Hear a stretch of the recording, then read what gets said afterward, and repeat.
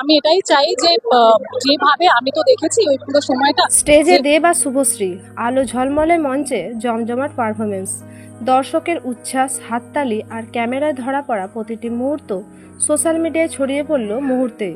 কিন্তু এর মধ্যে শুরু হলো নতুন এক বিতর্ক।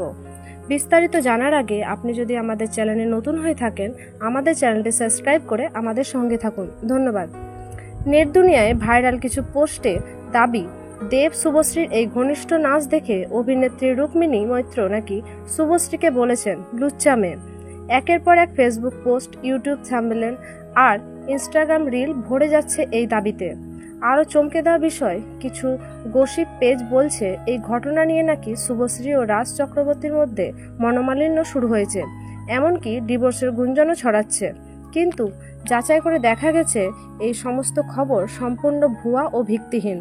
রুক্মিণী মৈত্র এমন কোনো মন্তব্য করেননি।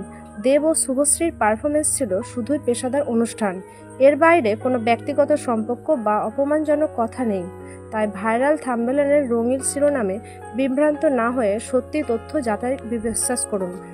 গুজব ছড়ানো যেসব সহজ, তেমনি সত্য জানাও জরুরি। ধন্যবাদ।